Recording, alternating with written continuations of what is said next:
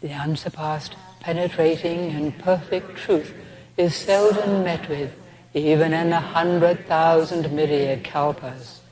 Now we can see and hear it, we can remember and accept it. I vow to make the Buddha's truth one with myself. Homage to the Buddha, homage to the Dharma, homage to the Sangha. So, greetings on our joyous Wesak day. It's rainy. Well, it's not raining right now. It's better now. But we've had rain, lots of rain. It seems to happen every year. But you know, the dragons send forth water to bathe the baby Buddha, so they're just getting in the spirit of things. Okay. What am I to do? Am I to complain? This weekend is rather a special Wesak because it's the full moon. The full moon of Wesak, which is the name of a month actually. That's why it's called Wesak. The full moon of the month of Wesak is when you hold this celebration. So all over the world, people have been celebrating Wesak. And I was looking it up on the internet, and there's people in Malaysia out in the rain celebrating Wesak, undampened. I thought, oh good, we're in good company. There's people in Sri Lanka celebrating Wesak, but not quite so. They're kind of more low-key because of all the bombings and things they had not long ago. They've been a bit more subdued this year. But all over the place, all over the Buddhist world, people are celebrating Wesak this weekend. It doesn't always happen that way, that we coincide in that way, but it's really nice when we do. Because it's a thing all over the world, not just us, but all over the world. And I like to think of that. We're not the only ones celebrating at this time. To celebrate the birth, the life, the enlightenment, the teaching, and the death of Shakyamuni Buddha.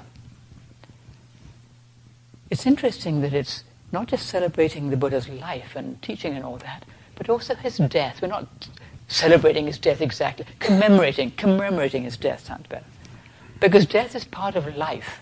You can't have all the life and teaching and joy and stuff without death. You know, he was a human being.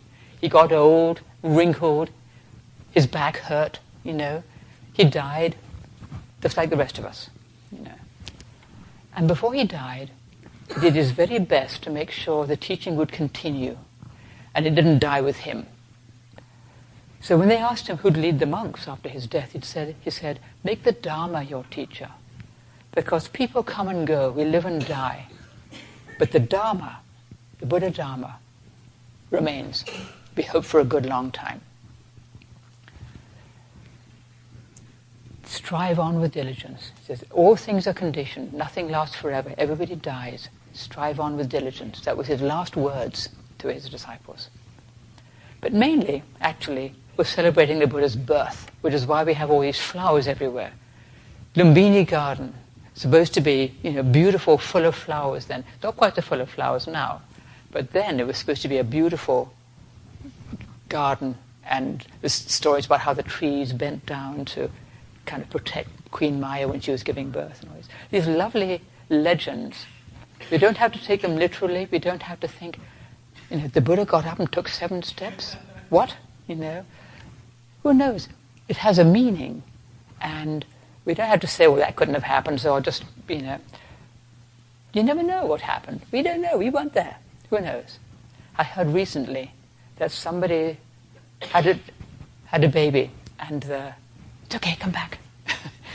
And as the little creature emerged, it was clearly heard by all, oh no, not again. So, who knows where that came from, you know? Anyway.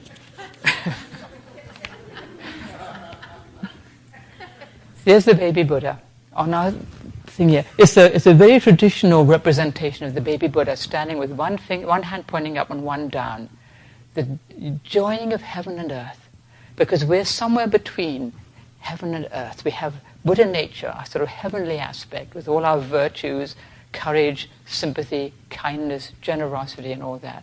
We also have our earthly side, our passions and anger and desire and all that.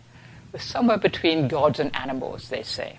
So, bringing the light of wisdom to the world and bringing it all together, all our different natures, as it were. Very nice. And the story of the sweet water pouring down from heaven to bathe the baby Buddha. And all over the world, people do what we just did. They pour water over the baby Buddha. A little Buddha just like this, pretty much. And they get a ladle and they pour water, just as we did.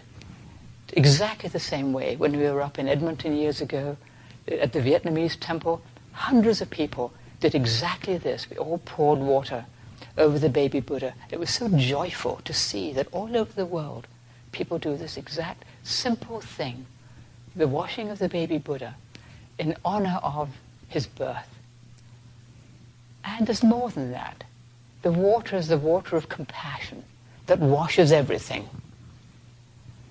And when we bathe the baby Buddha, when we pour the water over, we're also bathing our own hearts, our own Buddha nature, cleansing, bathing away the stuff we don't want, washing away our old hurts, disappointments, resentments, our story of how things didn't turn out well for us, or if only something had been different, or if only they didn't do that, the things that were done to us, things that have happened to us, the things that people said or did, or the ways we might have been hurt or somehow disappointed.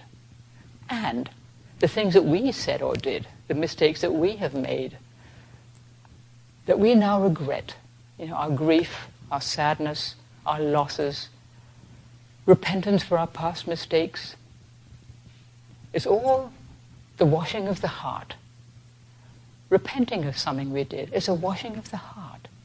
Relinquishing our grip on our anger and resentment of the past. Washing the heart. Washing our own hearts of all that stuff. And then resolving to let go and do better now. If we made mistakes in the past, we can change. We can do better. We wash. We look and see all that stuff. And then we resolve to change. We can't change the past, but we can do better now. We can change ourselves. And this washing really helps us to see that.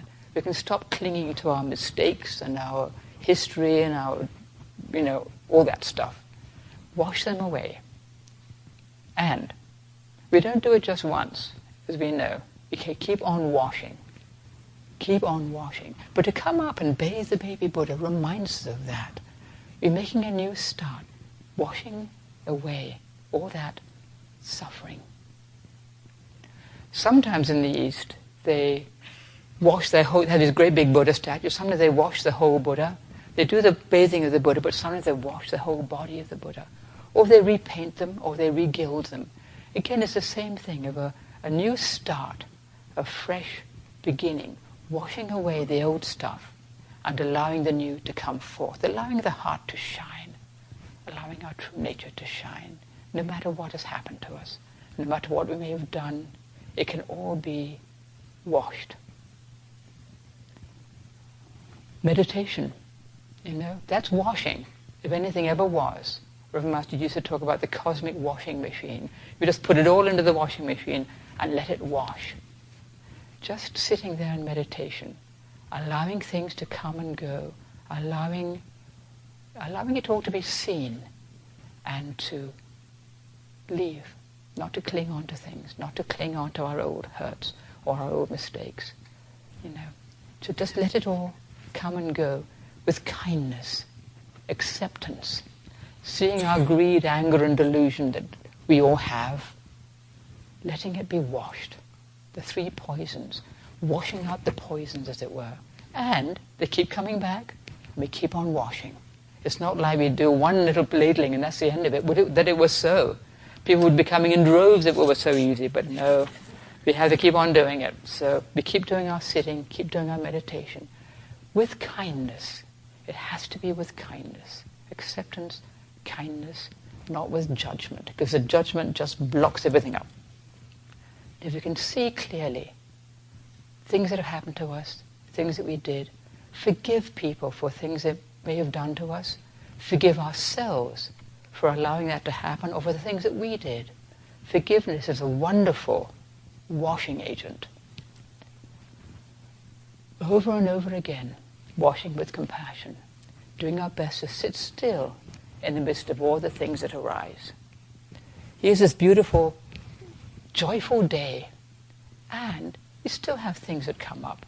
We're not all completely happy all the time. We have a lovely festival together, and there's also sadness in our lives and difficulty. And there's times where we can just have joy and know that everything is fundamentally all right, because there's always that water of compassion that can wash everything, that can accept everything, no matter what. Letting go of judgment of ourselves and others, seeing the best in people rather than just the things that have hurt us or the mistakes they seem to be making, looking at their faults. Seeing where we've made mistakes, but not getting stuck in that self-judgment. Oh gosh, what an awful person I am. I did this awful thing. Oh, we might have done, but we can learn now. We can change. Just doing our best not to get stuck with fear and despair and self-judgment and all that. Gentle washing. We're not scrubbing. We're not scrubbing the Buddha. We're not scrubbing ourselves. Gentle. It's the water that washes. I say this sometimes in the kitchen. I see people scrubbing something. I say, put it in the water. It's the water that washes it. It's not us. It's the water. Let the water do the washing. We just allow it. We pour it over. But we're not scrubbing at it. Allow the water to do the washing. It's very important, actually. Just allowing things to be washed. Sitting still and allowing things to be washed. We don't have to get out and scrub them away. Just let the meditation do its work. With patience and with kindness. Sitting still over and over and over again. With patience and kindness. Acceptance. Easier said than done, but if we can be patient and kind with our own grime and our mistakes and shortcomings and all that, it's much easier to be patient with other people's grime and shortcomings and mistakes. It's because we're not that different. We're pretty much like other people, There's no one wholly bad and there's no one wholly good. We all have our ups and downs and our mistakes and our virtues. And when we bathe the body of the Buddha, we see all that more clearly. As we keep washing away the things that cover up our true nature, that body of the Buddha is our body. It's our heart that we're washing. We see our own Buddha body more clearly as we wash away these things. Keep on washing. Patience, If you feel we're having a hard time letting go of something, just keep on sitting with it. Just keep washing. Keep allowing it to come and go and not thinking, well, it should be done by now, It doesn't even work that way. Sometimes we talk about it to somebody if we need to, but really just to keep sitting still, meditating with it, letting it all come and go, not wondering where it's got to when it seems to have gone. Well, am I not looking at something? I don't see it anymore. Maybe it's gone, Maybe it'll come back, maybe not. We don't know. No judgment, no expectation that if we were doing it right, we'd be all fine and washed and scrubbed by now. Doesn't seem to happen quite that way. It takes a long time. All our training just takes a long time. All the scriptures talk about kalpas of training. We think, no. But maybe it's not quite as long as it sounds. We hope not.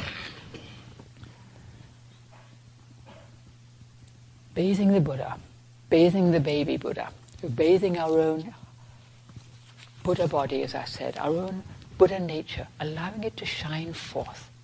Washing away the grubbitudes. Grubbitudes? Yes. Allowing Buddha nature to just shine. Often we don't see it ourselves, but others may see it. It's often the case that other people will see your virtues, your shining true nature, more than you see yourself. Because we tend to see our mistakes and our shortcomings and our faults and all that. And somebody else might see this gleaming being, that is kind to them, has given them something, gives their lives to them, just does their job. All these things that we do every day that we don't even think about. That's all part of our aspiration for the way, really. As we try to do our best, to keep to the precepts, to do our meditation practice, to see where we're making mistakes and change, to apologize when we hurt somebody, and to let it go, keep on moving, keep on training, keep on washing, you know.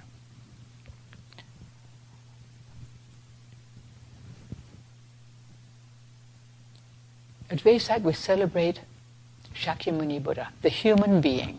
He wasn't a god, he wasn't a savior, he was a human being, somewhat like us. He was born, he lived, he died. He made some mistakes. Sometimes he'd make a rule for the monks, and the lay people would find it really annoying, you know. And so he'd change it. Say, sorry, and change it. There's all kinds of things that would happen. And so he'd make a rule and then change it. He wasn't stuck with, this is what I've said, and I'm right, and I'm infallible. He was not infallible, and he knew that. He wanted to make things work.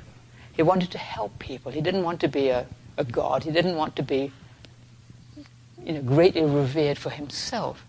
If he felt people should revere him, it was for the Dharma and for their own sake, that they should respect the teaching that he had to offer them, because that is the way to the end of suffering. It wasn't for himself. He wasn't being the big guy. It's funny, in the scripture it says, sometimes it's said he refers to himself as a perfect one. I don't see him calling himself a perfect one, quite honestly. I just don't get it. I don't think he would have said, I'm a perfect one. It doesn't seem quite like that.